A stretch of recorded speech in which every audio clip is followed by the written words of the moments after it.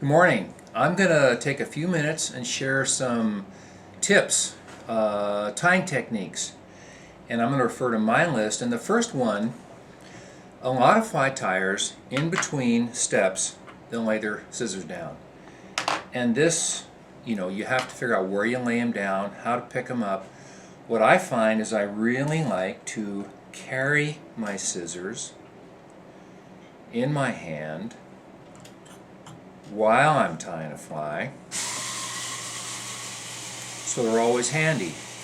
There are different ways to do it. Some people hook it in their little finger.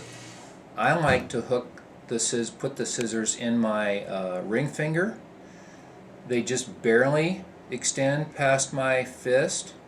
Some people will actually put them on their index finger and flip them out of the way. I usually hurt myself when I do that. But again, the advantage is when you're ready to trim materials, it's right there. And then you put it back in your hand.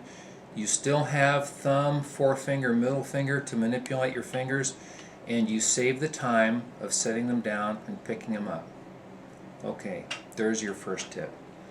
Second tip, head cement. I found occasionally I would knock over my cement bottle.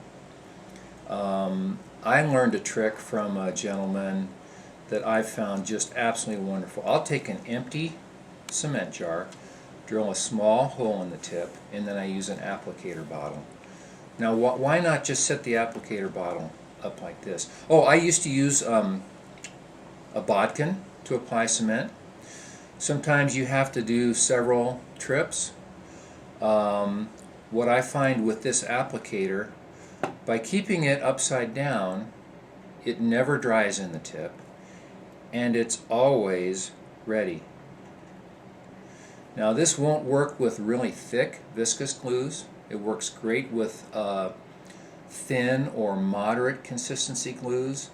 And if the barometric pressure changes, you'll come back to your desk and all this glue will be down in the bottle.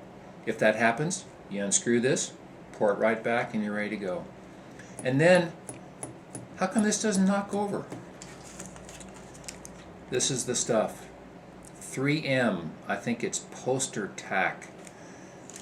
Comes in little strips. You tear off a little piece. You make a ball. And in my case, I keep Zap-A-Gap, the brush-on Zap-A-Gap handy all the time. I don't knock it over. It's stuck down with this material, just like this bottle is. Easy access. If I want to use my Zap glue, here it is. It's ready to put on. You can leave the cap loose if you're going to use it again, or you can screw it on. How about cement drying, Jay, with the glass applicator jar with the hole in it? I mean, how are you handling that when you're done for the evening tying? I leave it right here. You leave it right there. It doesn't dry. Okay. And that's the nice thing about it. Now, if you're going to walk away for 2 weeks, these applicator bottles, and Loon makes a packaged applicator bottle. This little bottle is available from Hairline. It comes with a little needle that goes in there and a cap. Right. For transportation.